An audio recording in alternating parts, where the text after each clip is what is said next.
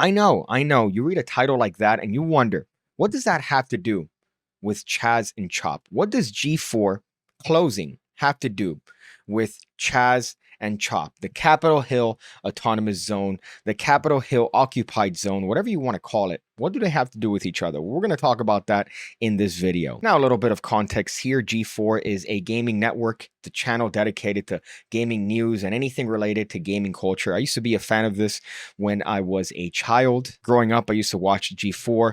They used to have X-Play. You had Adam Sessler, you had Morgan Webb, you have Olivia Munn. And those were great shows, great things that I would watch again as a teenager. These days, I'm not a huge fan of video games. I'll play one game maybe for 2 weeks out of the year, and then the rest I'll just spend doing more productive stuff like magic tricks. I'm known to tell you to stop playing video games as much as you do, but honestly, you should. You should step outside every once in a while. It's a good life. The sun feels good on your skin. It used to be something of a market designed and dedicated to children. Now it's pretty much ran predominantly by 35-year-old men. I group them in the same category as Marvel adults. And if you're part of that same group, that same subspace, we can't be friends. I don't care if you pull me out of the ocean because I've drowned and you've just resuscitated me back to life. I'll throw myself back in the ocean because I refuse to live in a world where I'm saved by the likes of you. But that's beside the point. G4 had a resurgence. They came back in the last year, and they're already gone. This has been covered to death. I'm sure you've already seen a bunch of videos if you're looking at this one as to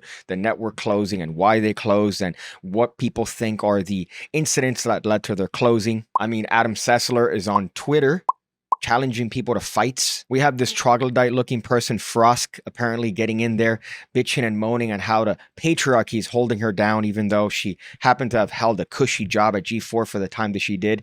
Oh, so oppressed. So a lot of people are speculating as to what led to its ultimate demise. And I'll tell you what led to its ultimate demise. People, humans. We can't just have one thing, my friends. We always have to sprinkle in little things. The original G4 was catered to a very specific audience. It was catered towards an audience that enjoyed video games. And that's about it. You're looking at it for gaming news. You're looking at it for stuff related to the gaming culture. And that's it. There wasn't the introduction of politics, especially the introduction of shitty political takes and shitty social takes. Never in the G4 of old did you see people looking directly in the camera and berating the audience directly. They just talked about things that were relevant in the gaming culture. But then here's the problem. You decide to hire people for the sake of diversity. Now, there's nothing wrong with diversity when the diversity happens to be incidental. You hire the right person based on their qualifications. If they happen to be a certain sect, a certain type of person, well, great, that's a bonus. But if you hire people solely based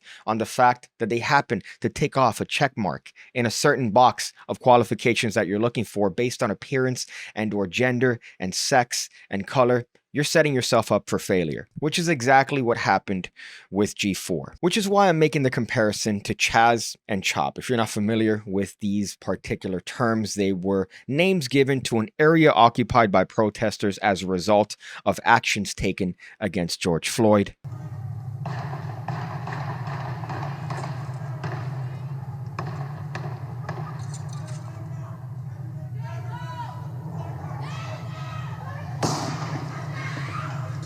This was an interesting saga if you weren't on top of it. It was great to look at the different updates as to what people thought they were going to do with a certain section of land that did not belong to them. And now you can see the connection to the G4 fiasco, because this, much like G4, was occupied by people that did not belong there. You could see what happened with CHAZ and CHOP. They were shut down almost immediately because it wasn't sustainable. They thought, oh, look, we'll just set up some farmland. We'll just live in this utopia. No, it's not that easy. And I imagine they thought the same with G4. They thought, hey, what we're going to do is we're going to give gaming news with a little bit of a spin. We're going to give it a little bit of a hot take. We're going to introduce identity politics. We're also going to blame the patriarchy for any woes in gaming and talk about the issues of sexism in gaming lobbies such as Call of Duty. What are you talking about? Let me tell you, every single person that has ever been online for a fraction of a second has received somewhat harassment, has received some aspect of sexism,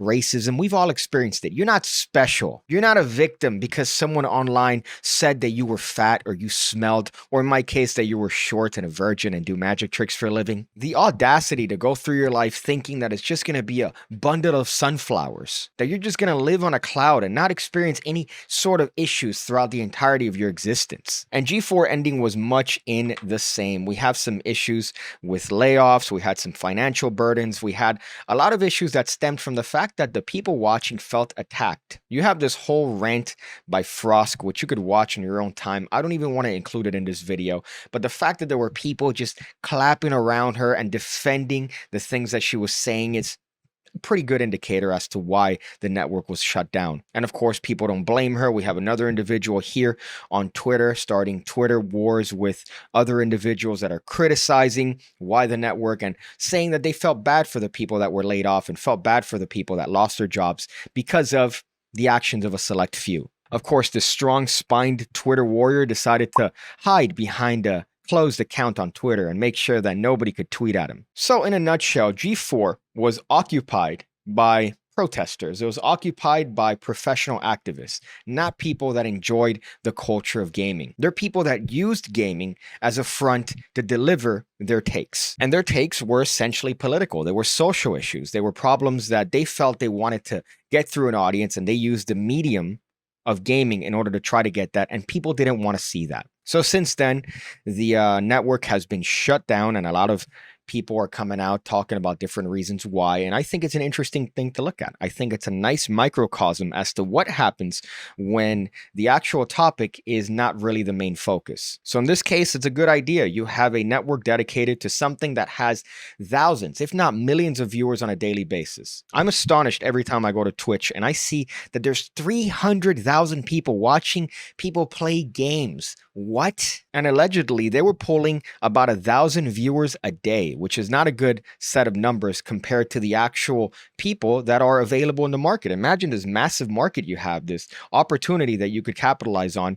And apparently, according to some articles that I've read, you only managed to pull 1,000 viewers a day. And as I mentioned before, it's a great example as to what happens when a group of people that aren't truly fans, that aren't really in it just for the sake of what the main subject is, raid a particular sector. In this case, the sector happened to be gaming culture. And this is not an isolated incident. You see this happen in a lot of different things. And I'm sure you could pull out the skeleton of this set of news and pull it into anything else, and you're going to see that it fits exactly like a puzzle. You could apply it to movies. You could apply it to sports. You could apply it to any aspect of entertainment or art. You're going to see that the same story is being told day after day. I also hate that I did a tremendous job here lining up my beard, but here it's a catastrophe. Look at that.